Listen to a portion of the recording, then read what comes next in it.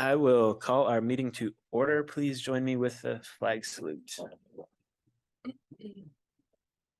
I pledge allegiance to the flag of the United States of America and to the republic for which it stands, one nation, under God, indivisible, with liberty and justice for all.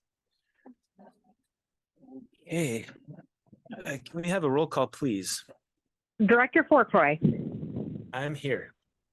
Director Gatchell. Here. Director Womack.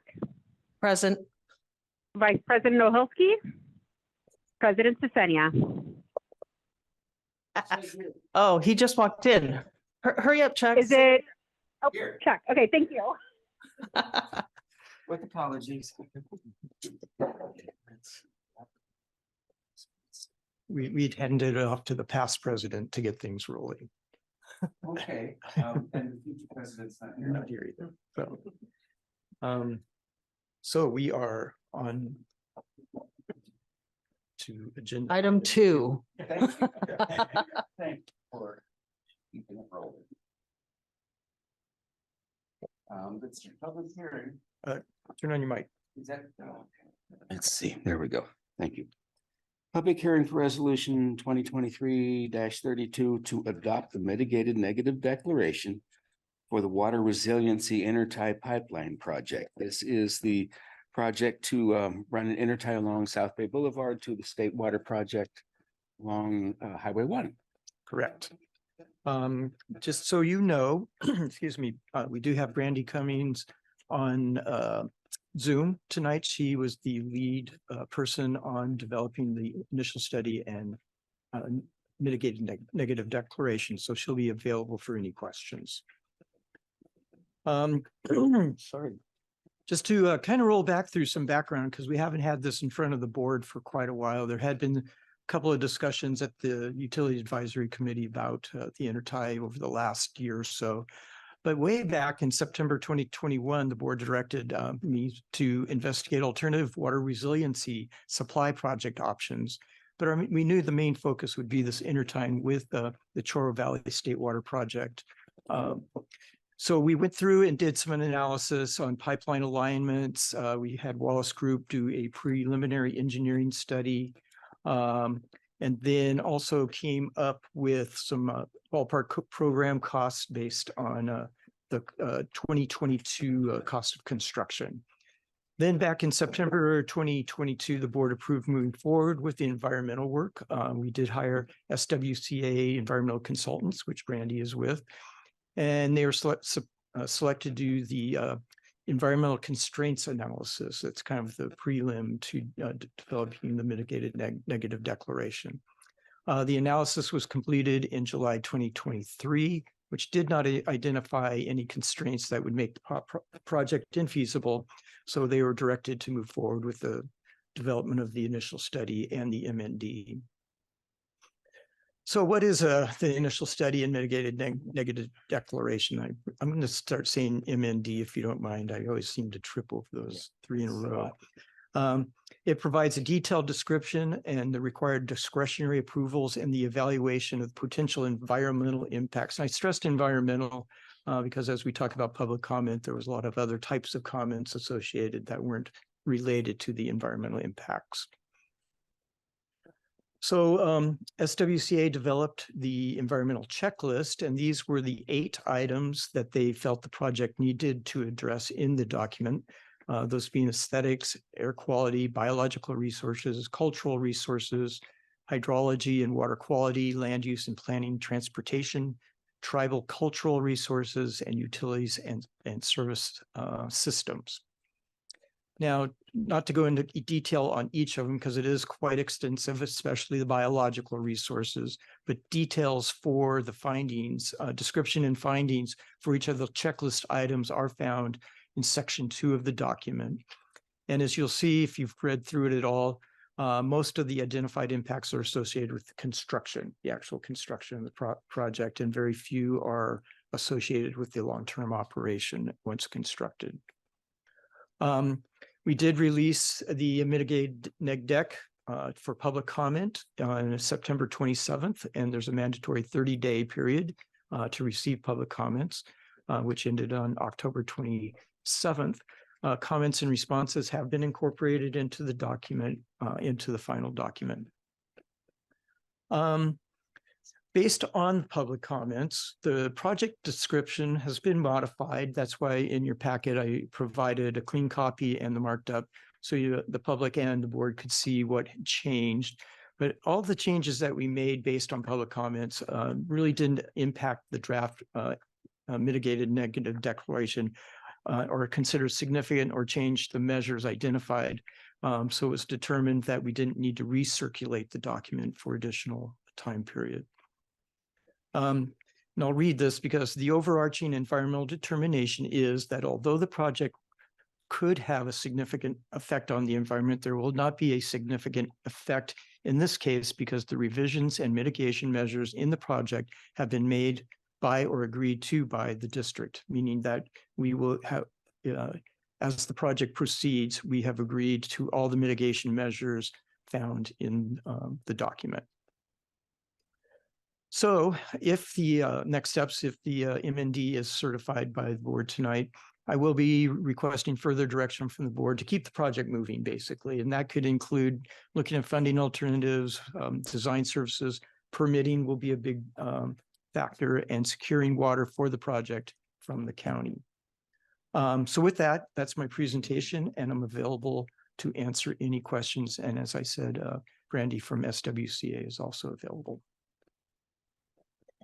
I assume non-construction impacts would be just the infrastructure associated with pumps and whatever. Right, little and bit you know, of if we need hardware. a pump house, Right, you know, yeah. there could be a set aesthetic impact based on. But pretty minor. Yeah, Just exactly. another utility box along the edge of the road. Okay. Okay.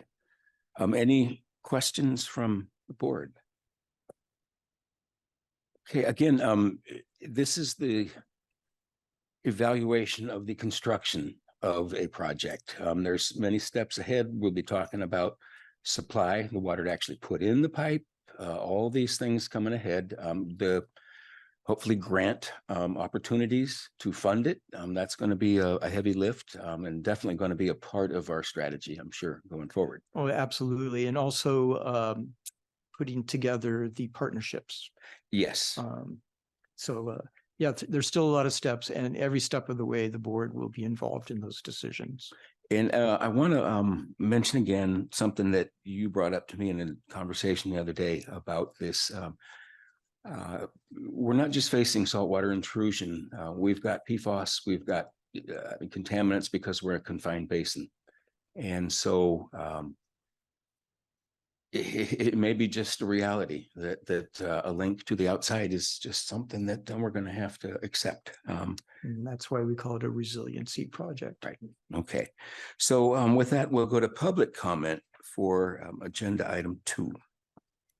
If you'd like to make a public comment and you're online, please raise your hand. And if you're in the boardroom, please come up to the podium. There is no public comment online. So the partnerships, is that with Golden State and that's okay. S&T, correct. Yeah, It's we're not all on us. no. That's a basin management opportunity. Yeah, I'm just making Mhm. sure I understand. Yep. Okay, we have no comments here in the boardroom. So with that, I'll entertain a motion. I move the board adopt resolution 2022-32, adopting a mitigated negative declaration for the water supply resiliency intertie pipeline project. I'll second that. We have a second. Okay, we just need a voice vote, I think, on this. Nope, I need to do a roll call. We need a please. roll call. Oh, okay. Director Resolution. Womack, Yes. Director Gatchell, Yes. Director Forkroy, Yes. Vice President Oholsky, Yes. President Sesenia. Yes. Okay, good. We got that moving forward. Okay, agenda item 3, general action items. San Luis Obispo County's proposed Title 19 Los Osos Water Offset Program review. This took up a substantial amount of time at the Basin Management Committee yesterday. For those of you who didn't have anything to do during the holidays, here's another nice report that you might want to review. Anyway, we're lucky we have Mr. Munns to do that for us. Thank you. And also we had a robust conversation at utilities. Oh, as well. absolutely. So, And that was, yeah, I appreciate the fact that you let us drop this on you at the last minute, the comments from last night's committee meeting. We didn't want to have a committee meeting later in the month. And it's just the way it worked out. well, timing was good because was. it gave us an opportunity to have the BMC in front of it. And so anyway, And it did work UAC out. weigh in. So Right. yeah, I appreciate it. So with that, again, a little bit of background for the public watching and the board. Back in August, we did discuss the offset program, but that was the study itself. And it was a lot of data. And if you recall, I was stressing that this was the information gathered by a consultant that then the county was going to use to modify the Title 19 in the Los Osos offset program, water offset program.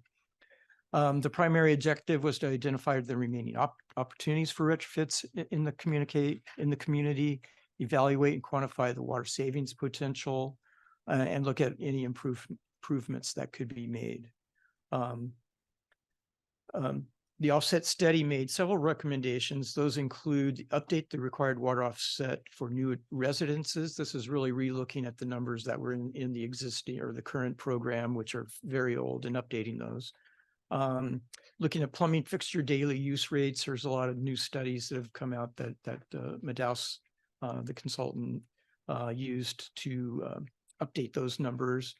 There was talk about allowing additional indoor toilet showerhead retrofits within the prohibition zone, which currently is excluded from the offset program.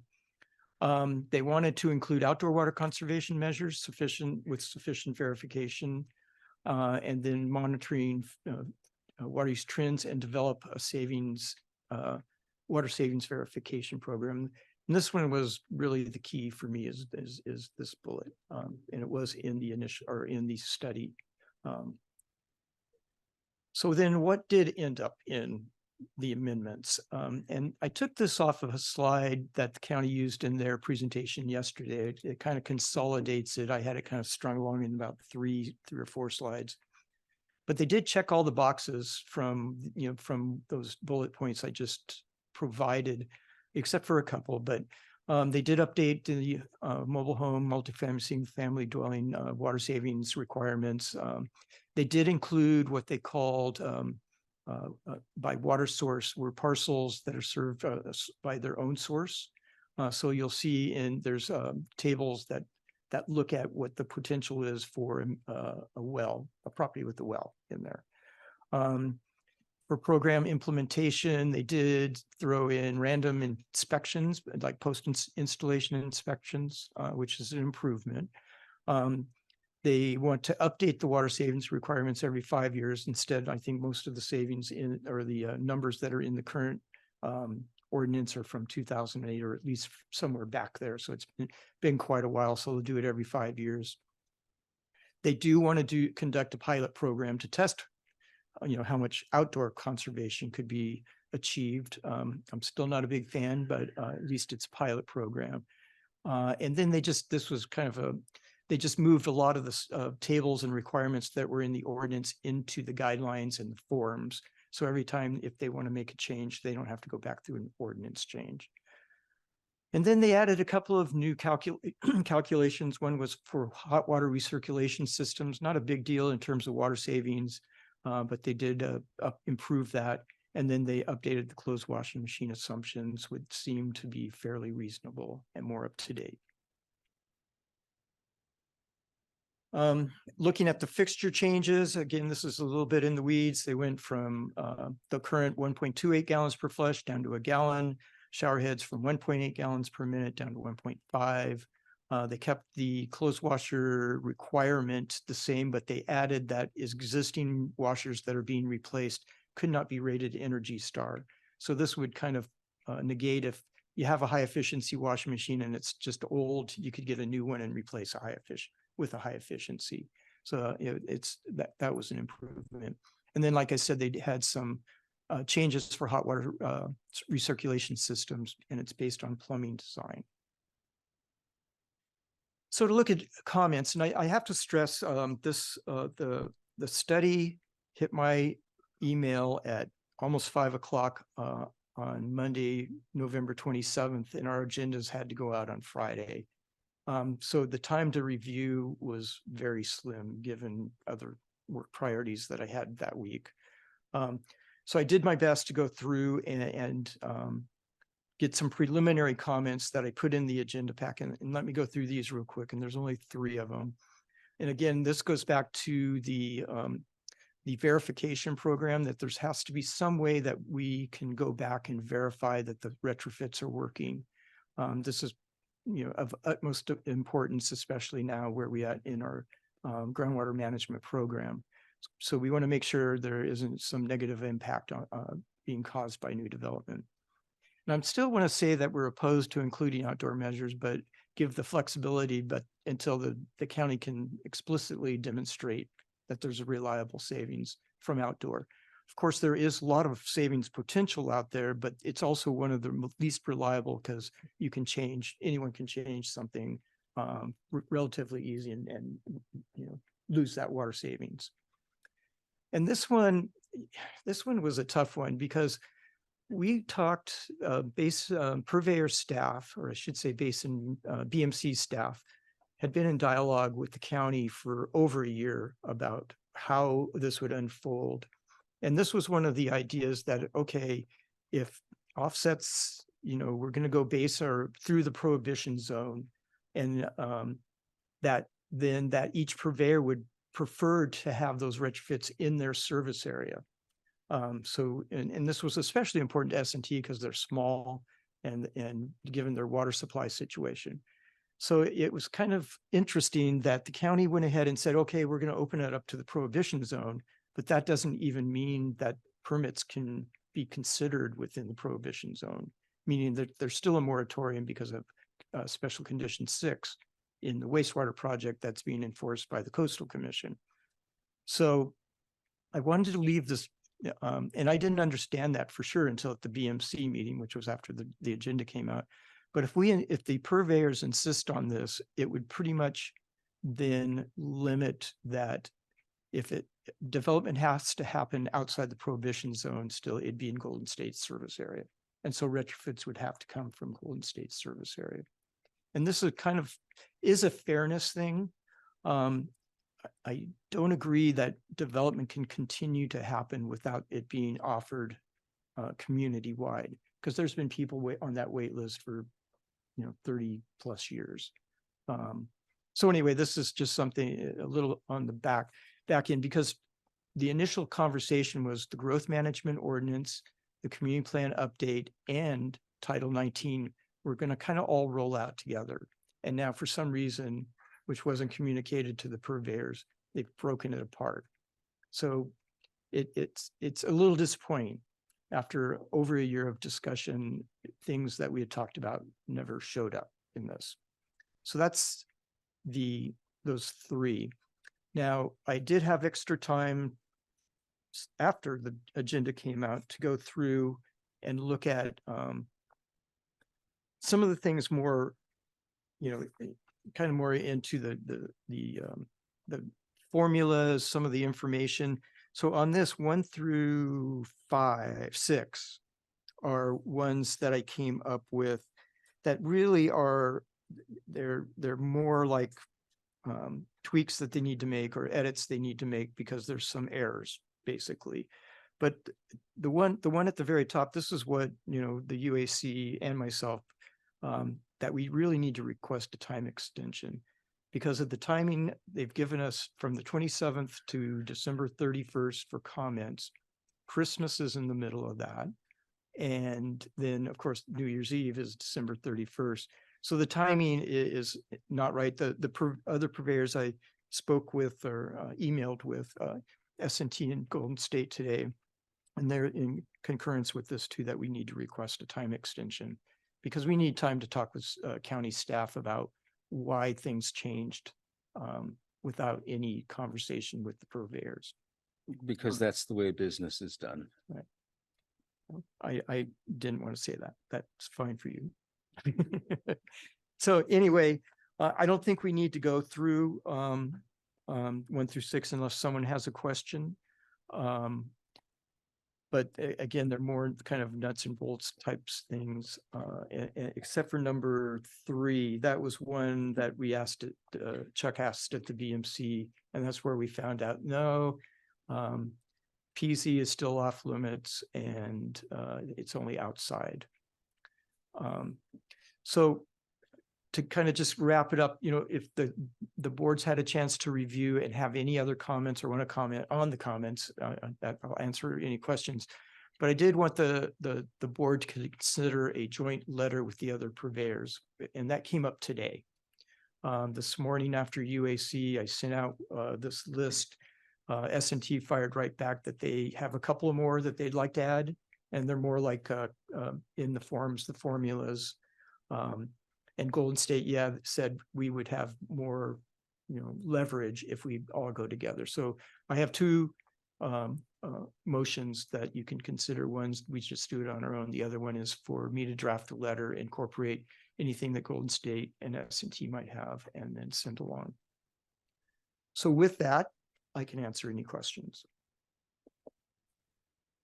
Yeah, I had a question about the parcel size. It looks like you guys talked about that, but do we know why that is? Or Parcel size in what? like why a bigger parcel needs to offset less water? Oh, that. Well, Chuck asked that question and they didn't answer it. So that's why we need to keep it on the list. I don't know if you know Claire Momberger. She's the planner that was doing the presentation. I don't think she understood the formula to be able to answer it. But it is, I put it into a spreadsheet, and sure enough, the larger the parcel goes, the less you have to, the property owner have to offset. Yeah.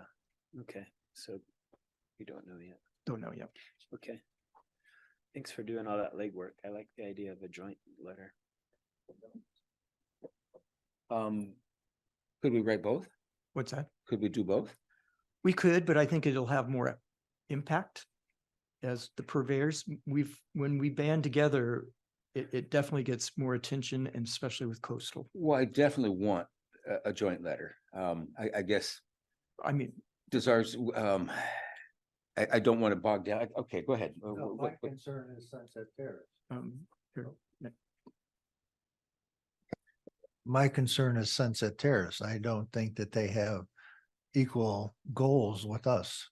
well, the comment that I received was really, it was focused on what was in the amendment. It had nothing to do with their goals. It was mainly that it is a math error in one of the forums. Well, that's why I would rather just have us write our own letter rather than be bogged down by Sunset Terrace.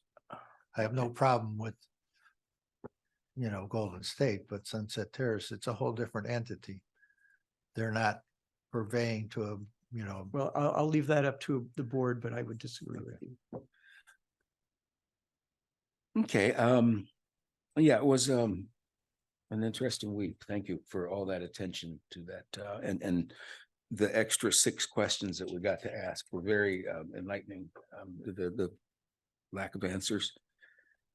Anything else from the board tonight in terms of questions? Okay, with that, we'll go to a public comment for agenda item 3. If you'd like to make a public comment and you're online, please raise your hand. And if you're in the boardroom, please come up to the podium.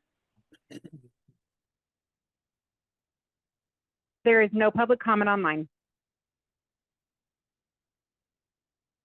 We have in the boardroom a comment. I'm not going to repeat what you've already heard, but I just, for the board members that weren't there, the meeting was pathetic. The mistakes that were pointed out, county never responded after it was all over. Typical for Los Osos. put a report out on November 27th and ask for comments by December 31st. This isn't the first time this has happened to Los Osos with an ordinance or a plan or something that they want to get by us during the holidays. Ron's list, I think, is excellent. The extension absolutely should be done. But I have one question, the comment which everybody agreed to that I made about the error on the one form. Are we just assuming the county, even though they didn't respond, said basically themselves that's wrong and they're going to correct it? Or is it something we need to add? I didn't hear them say that. They didn't say anything. They didn't respond to anything we said. Anyway, just so you know, it was circle the wagons day at that meeting. And I absolutely believe that a stronger statement comes when all the purveyors are included in a letter, whether you want to write a separate one yourselves too, but the more bodies in the room on anything gives more emphasis and will have a little stronger weight. Anyway, that's it. Chuck already knows my other comments. Speaking to the lack of response, I did find it interesting that they stuck with the census estimate for the number of residents per mobile home when we have pretty much direct evidence that they're off by at least one person. 1.5 as opposed to the estimate of 2.5 people, which greatly overestimates the water savings from retrofitting a mobile home. You know, you're assuming that there's 2.5 people living in it, not the real number of 1.5. And so, yeah, just a unwillingness to. Yeah. Okay. I have a question. Yes. So what do you think the S&T would put into the letter that you wouldn't like?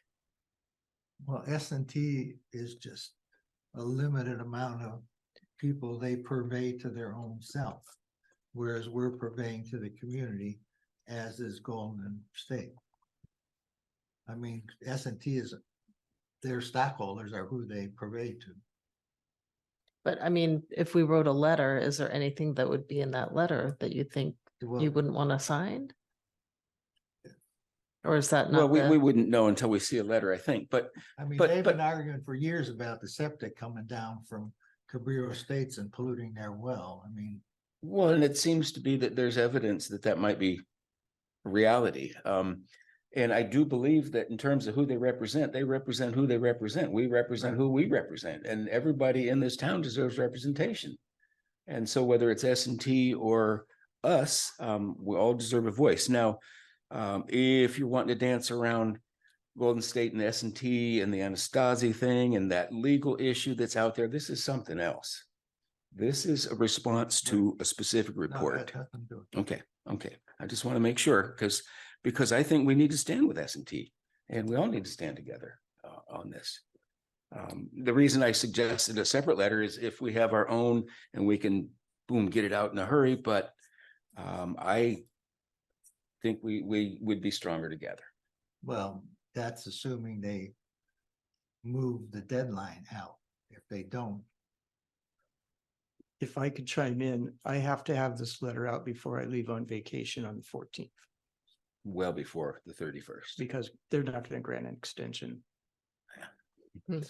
so can you come to consensus in Let's give it a try. a week? Well, I've made it clear that to S&T and Golden State, that's my intent. So if they have anything they want to add, whether they add anything or not, it's them signing on. Because basically they agree with everything we have, the district. And so I don't even know if Golden State has anything to add. They just want to sign a letter together. How do we see that letter before it's sent out? I'm going to ask that the board have you sign it, not me. Or on behalf of the district. Okay. So what happens if Golden State says something that we totally were unaware of? Well, my conversation with Golden State today is they haven't even really looked at it. Yeah, That's why what they're I'm saying. relying on us. They were looking more at the actual measures, not the broader impacts to the basin. And so Toby Moore said he would take a look at it. Well, what has Sunset Terrace been looking at? They've been looking at the forms and the formulas. Like Richard said, there's errors in the table. Yeah. There's errors in the large parcel. So there's just, those are the things that they're looking at. And they were also very interested in the lack of verification. Yeah, and verification is important to all three. Yeah. Now, if Chuck reads it and he doesn't agree with it, if you're going to give him that authority, we can stop it right there. I just don't see that happening, I guess is my opinion.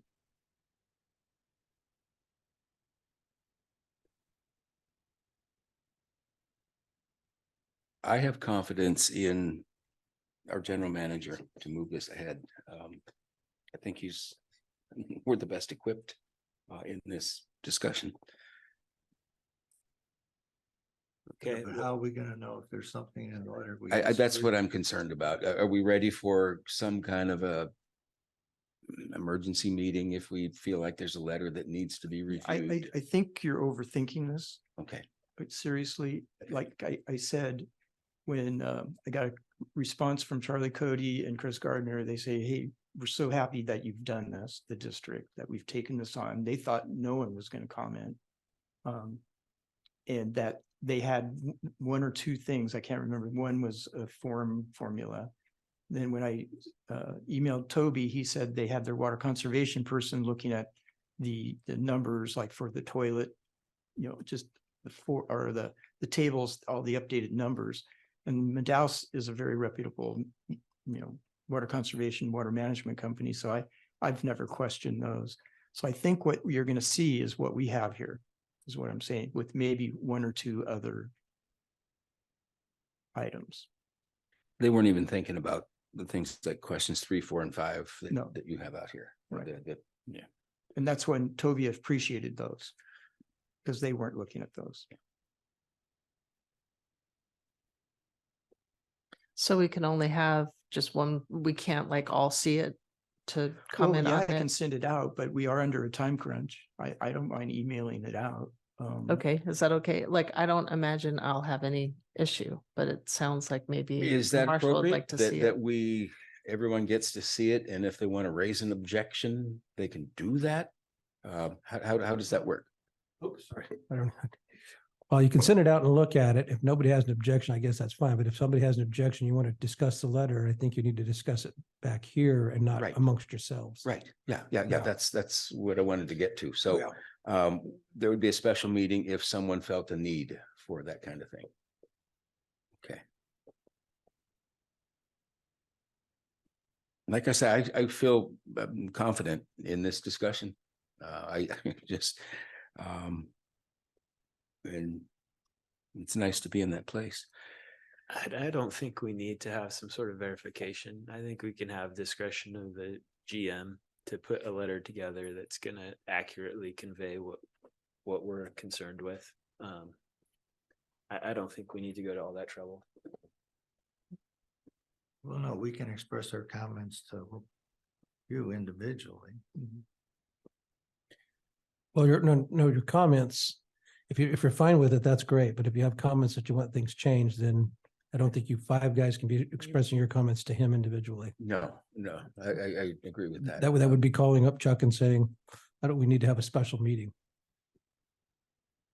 Well, isn't that this meeting to express our comments about this? Yeah, it sounds like there's some concern about Golden State and S&T. And that's where I think it's being overthought a bit. And I would hope you'd have enough confidence in me if I saw something from one or the other that I know we wouldn't agree with. I would just say, no, we're not going to include that. Now, you may have a problem with how I write the letter.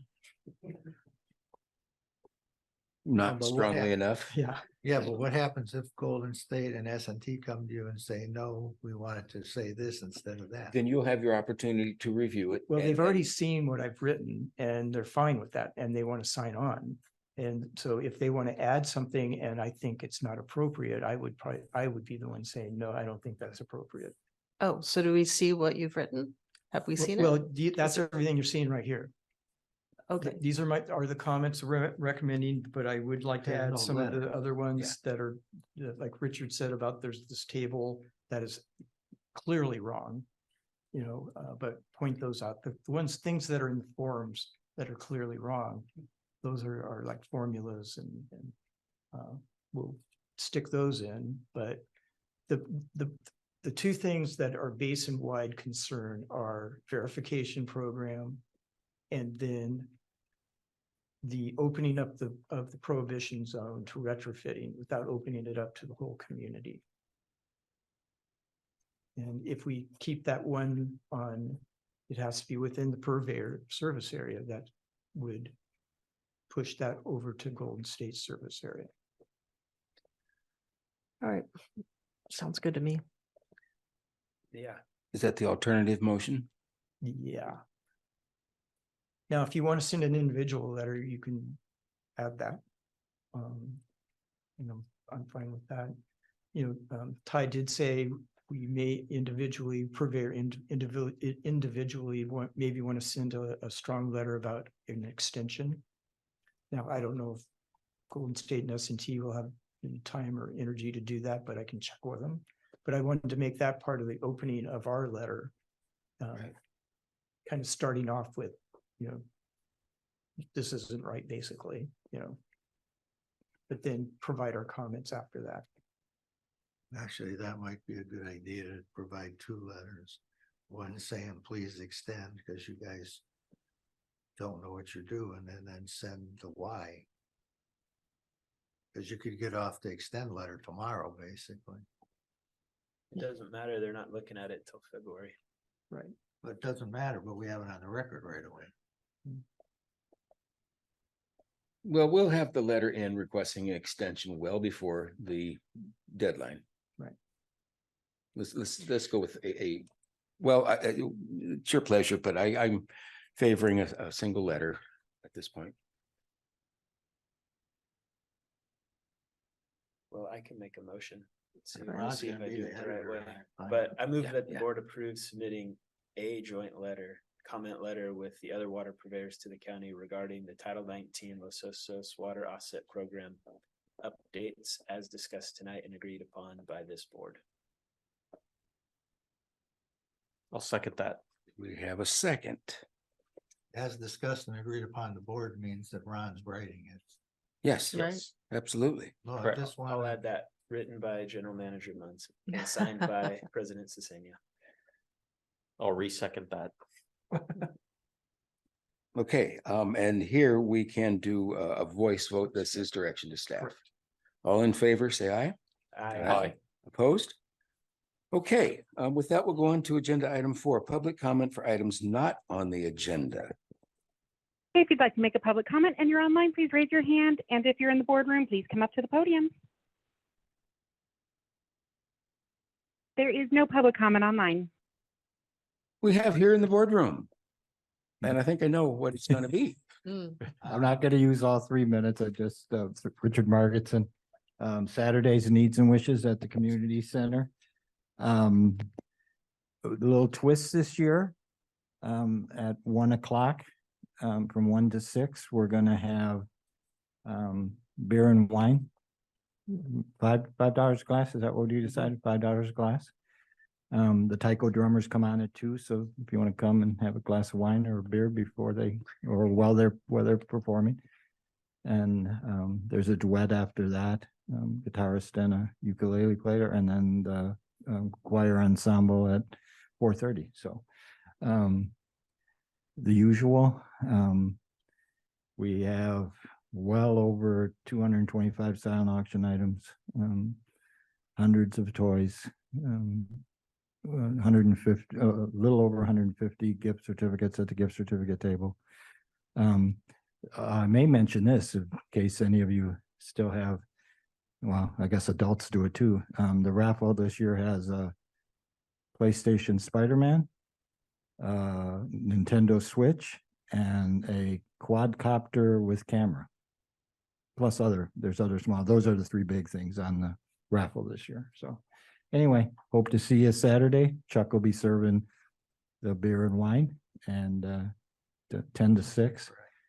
Silent auction closes at 6 o'clock and I'm heading out the door. That's at the community Oh, center. sorry, at the, well. at the Yeah, community yeah. center. Just make sure everybody knows at the community center behind the Red Barn. It's a good time. Yeah, be there. There's a bake shop, toy store, small appliances. If you want to stock up your kitchen for small appliances and dishware and that kind of thing, all kinds of good stuff. Okay.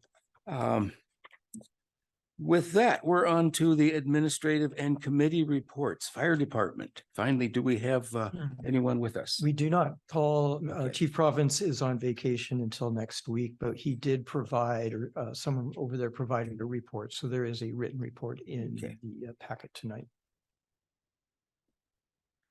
Okay, is there any questions? Then I guess, well, we'll wait till we get to the end of all the reports for anything like that. Sheriff's Department. Good evening. Good evening, President Senna and members of the board, members, staff and public. I'm Stuart MacDonald from the Sheriff's Substation here in Los Osos with a report for November of 23. In November, we responded to 4 assault and battery reports. One of those was an unfounded report, which means it didn't happen. 2 of them were domestic violence related, and one was an assault with a deadly weapon, which I will talk about at the end of my report here. We had 29 disturbances. That was 14 general disturbances, 5 music complaints, 3 family disputes, 2 neighborhood disputes, 2 party calls, 2 parking dog calls, and 1 fight. We had 1 burglary reported. However, it turns out that was an unfounded burglary. Some contractors that were going to be doing work in the residence had come the evening prior to set up some equipment. And so neighbors did not expect them and called them in as burglars. So upon our arrival, we were able to vet that they were properly on the property. There were 2 theft reports. One was a theft of a package that had been delivered to a property gate, and before the homeowner could collect it, it was stolen. So of course, at this time of year, when people are having a lot of packages delivered, we recommend that you either be home to receive those or make arrangements for a neighbor or a friend to collect them quickly off of your porch. The other theft was a grand theft of jewelry from a business here in town. That particular theft was perpetrated by an organized retail theft organization that specializes in sleight of hand type theft. And unfortunately, they did take some valuable jewelry. And the suspects, there were two people. We believe we know the identities of both of them, but they're, like I said, from outside of the area and a organized crime that will not be back in the area for some period of time, but then they will be back through. We had 3 vandalism calls. One was graffiti, one was damage to a motor scooter, and one was juveniles toilet papering a house. We had 1 phone scam reported to us from a citizen who got a phone call from someone purporting to be a paralegal and conducting an investigation of legal matters. So I like to talk about the scams because they come in all kinds of different forms. So this one was somebody posing as a paralegal and trying to get information based on legal matter research. We also actually put out a second press release yesterday about the continuing scam of there are people that are spoofing the sheriff's department's phone number, calling purporting to be a deputy sheriff, and that you've got some kind of a traffic warrant or other warrant, and so the scam goes that you need to go and get some green dot cards or gift cards and pay your fines. So the sheriff's office would never conduct that business by phone. If you have a warrant, you would basically get a visit from a uniformed patrol deputy that would knock on your door and say, I need to take you before a magistrate. So scams in general, it will be people that are trying to create some sense of urgency. Whatever the story is, there's urgency to it, and they need you to provide money right away, or there's some kind of dire consequence. And anytime that gift cards are suggested, you can be pretty much guaranteed that it's a scam. So please watch out for all of the varying forms of scams that come through. We had 25 suspicious circumstances. There were 14 suspicious subjects, 8 suspicious circumstances, and 3 suspicious vehicles. The deputies that work here in Los Osos in the month of November conducted 71 enforcement stops. That included 2 bicycle stops, 10 pedestrian stops, and 59 vehicle stops. They also engaged in 30 preventative patrol activities, which included 1 foot patrol, 2 patrol checks, 4 extra patrols, and 23 on-site activities. And as I said, when I talked about assaults and batteries, on November 26th, which was the Sunday morning after Thanksgiving, at about 1:10 in the morning, we received a call of a victim who had been shot with a gun. And that happened on the 1900 block of 10th Street. Deputies arrived, were able to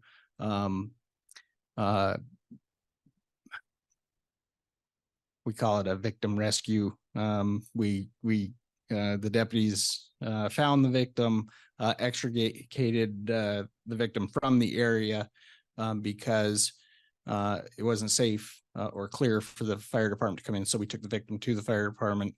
He went off to the hospital. He will survive his injuries. And then after a period of time, we did detain the suspects that were involved and arrested the shooter.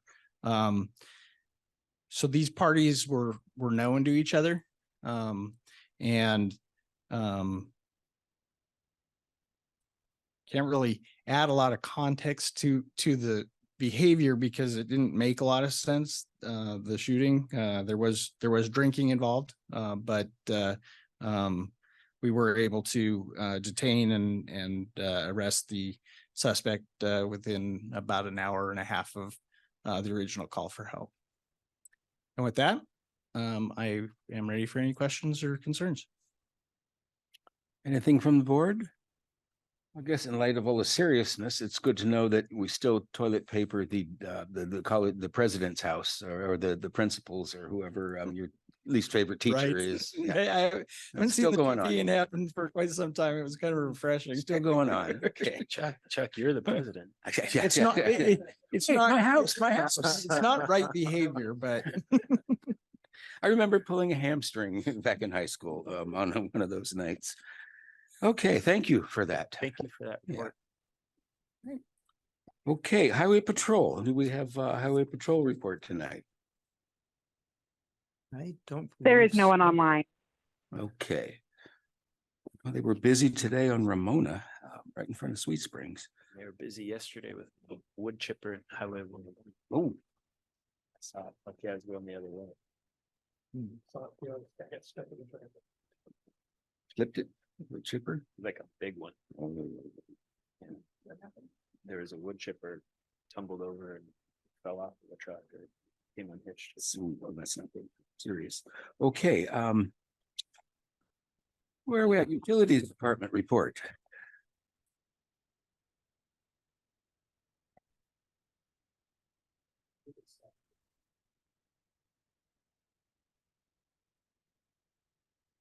Okay. I noticed as soon as you moved, oh, it's that cord. Real quick,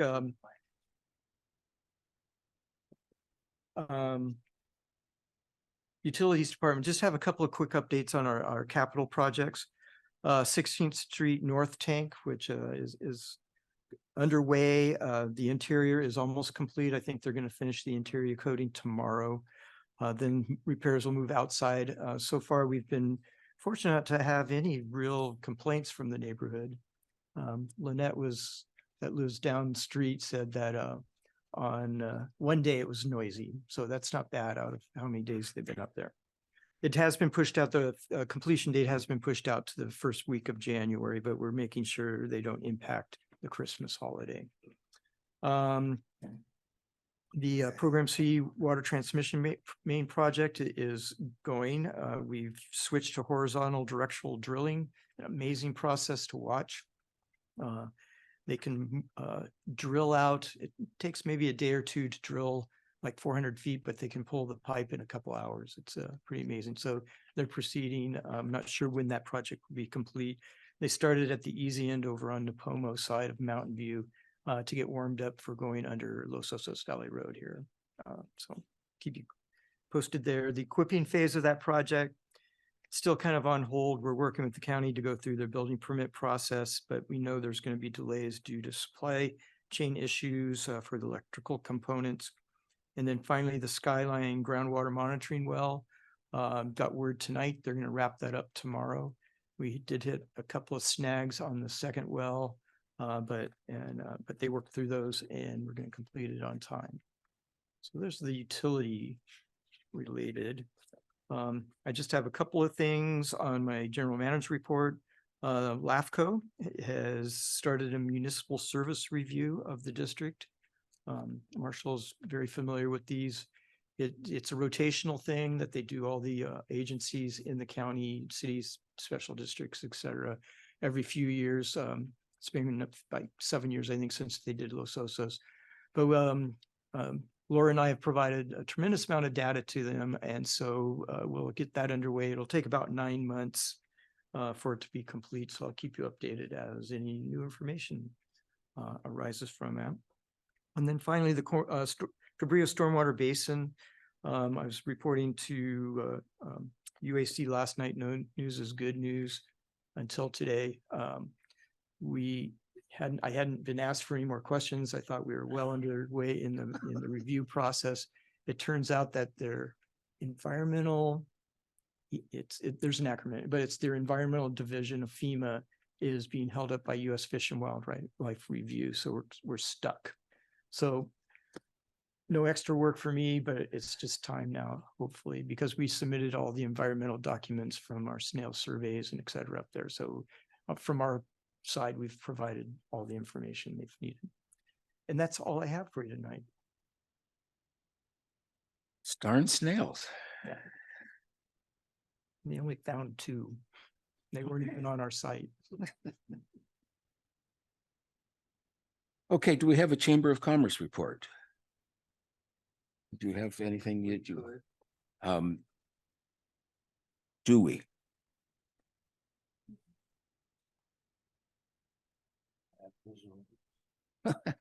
Have visual aids. So this is a big weekend for Los Osos.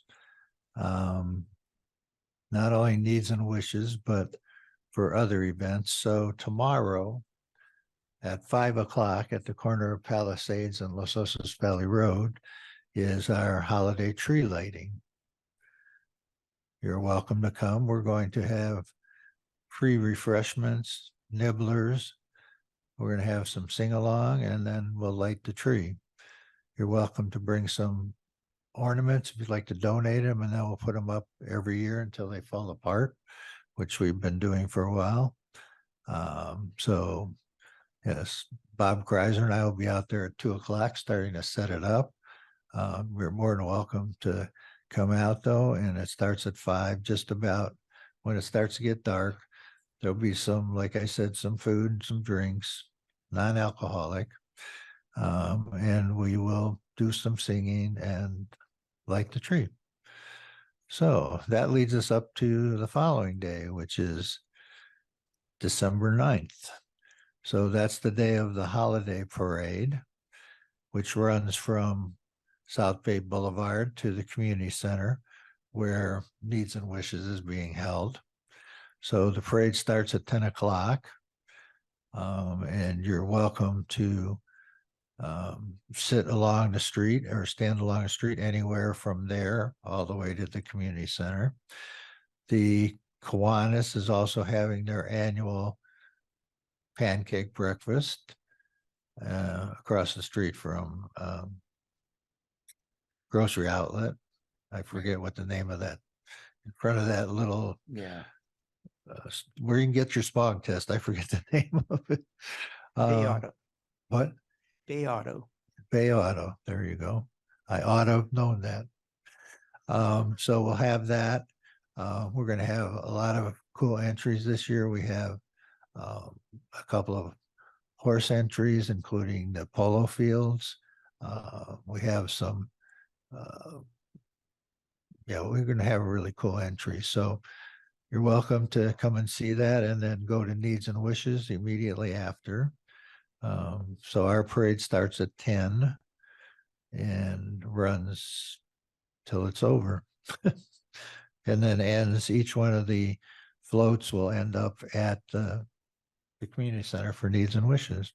And then after the parade's over, we recommend or suggest that you go over to Needs and Wishes and see what they have for you. Yes, it'll be a fun, full day. It will, well, full. And then also we have the annual Light Up Los Osos, which is ongoing from now until Christmas. So if you want to light up Los Osos, you can go to our chamber page and you can enter your particular thing if you want to make sure we see it. Otherwise, we'll just be going around the community and seeing what we see. So it's probably to your benefit to actually make an entrant, but yeah, so that's going really, really well. And those are our 3 things: the Christmas tree lighting, the holiday parade, and the Light Up Los Osos.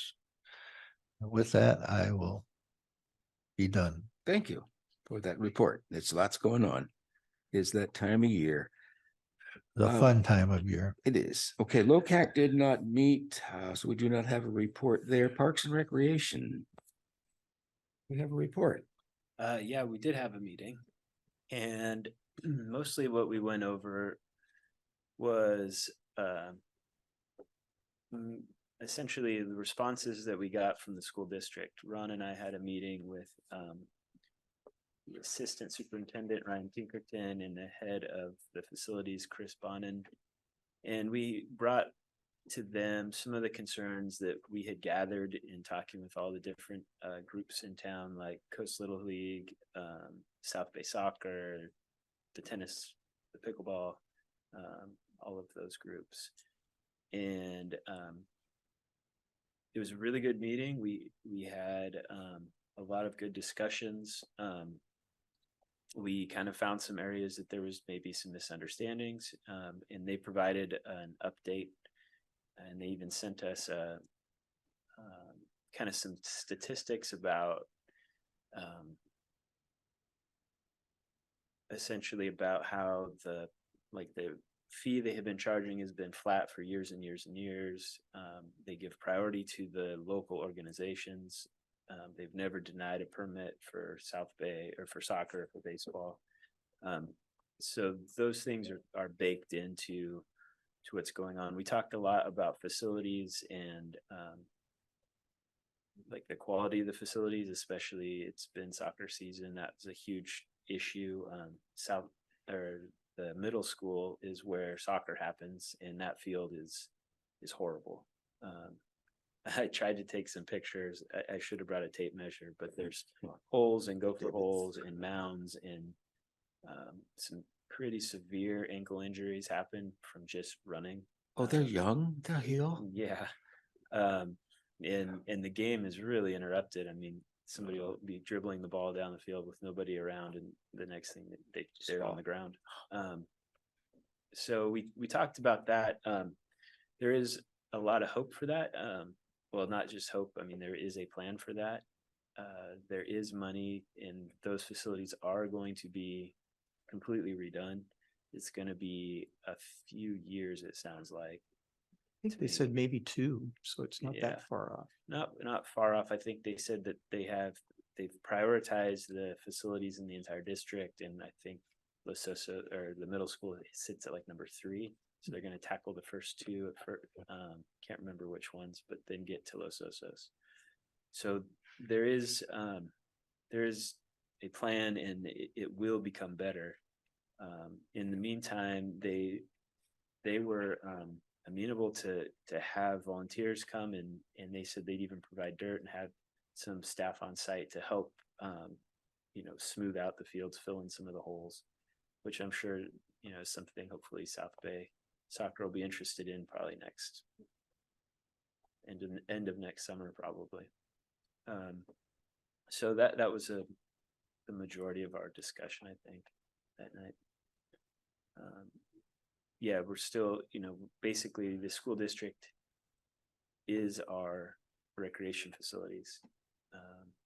There was a little bit of talk about Sunnyside also. I should mention Right, that. Sunnyside, school district is going to sell it. They're in conversation with the county, but my understanding with the county budget deficits, it's going to be difficult for them to figure out if they can afford to buy it. It's a wonderful opportunity though for the community. That's Right. one of the last open big Absolutely. It's a parcels. big piece of property, central location. It's a good thing. Okay, well, that's interesting. And then the school district hopefully isn't worried about, well, that they'll do the right thing for the community. And thank you for that effort, because yeah, they are our resource.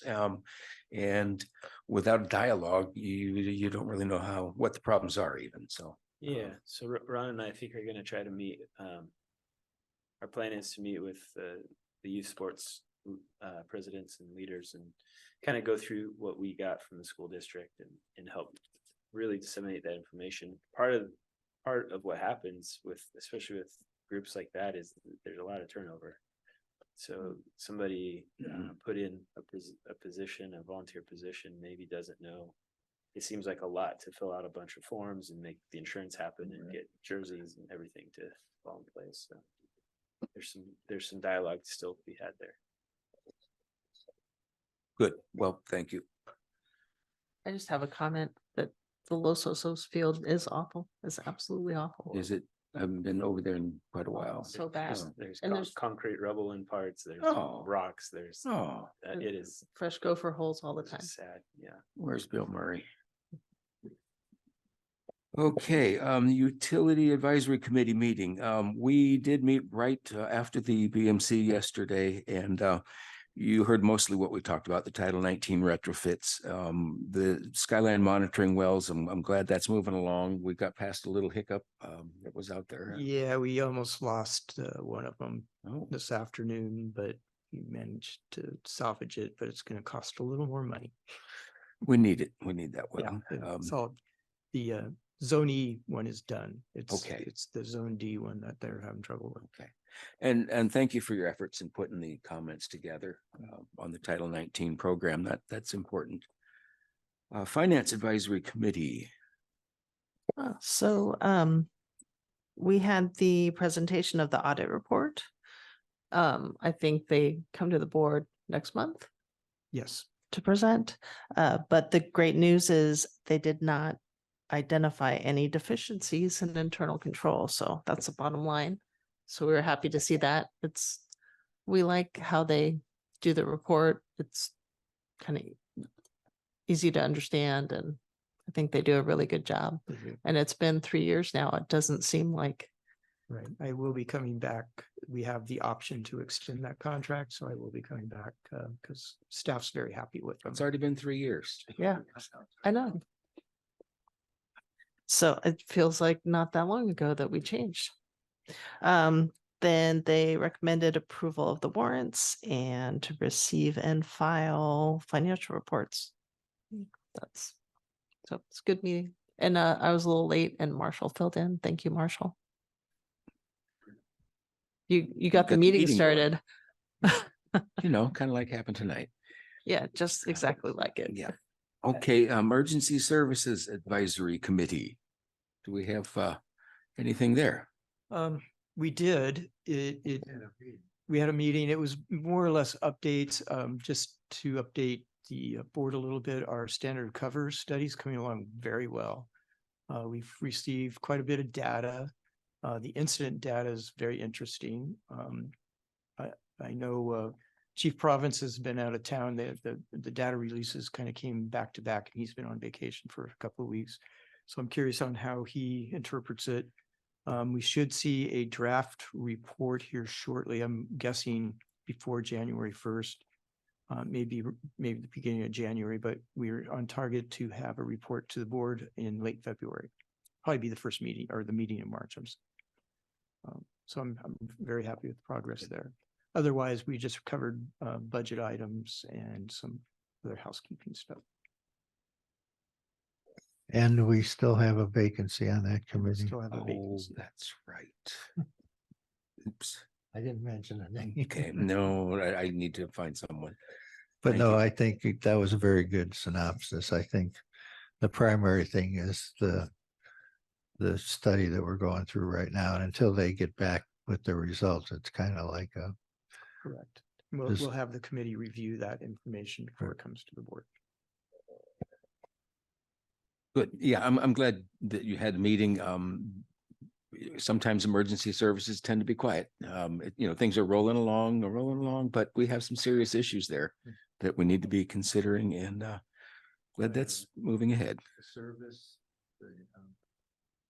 the service level and the building. Mhm. Both. Right. Okay, Basin Management Committee report. We've heard a lot about the Title 19 and the updates on wells. I guess the other thing to make note of is that we changed the financial operating structure. Right. We're shifting. It's a pretty dramatic shift that the BMC is going to open a bank account. Right now, there is no bank account, and the way bills, invoices are processed, it could take up to 3 to 4 or 5 months for a vendor to get paid because of the system. So along with that, a budget was adopted. So at the beginning of 2024, each agency is going to be invoiced for their full amount of contribution to support the budget. So that's going to streamline things quite a bit. They did hire our accountant, Adrian, to be their accountant, separate contract. So we'll have a little bit of interlink there, but pretty excited about that. Yeah, that was a big move. Yeah. It just for streamlining and kind of makes you feel almost like a grown-up committee at your own bank account.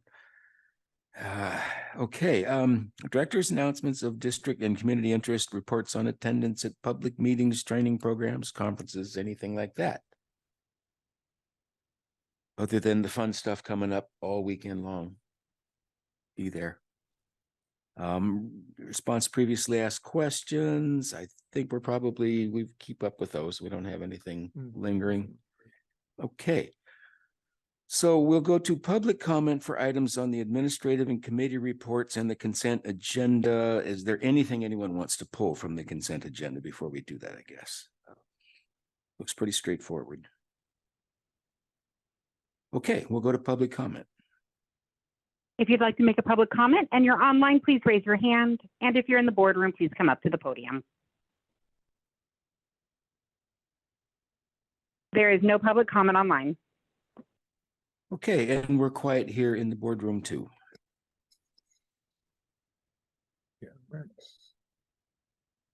So I will entertain that motion.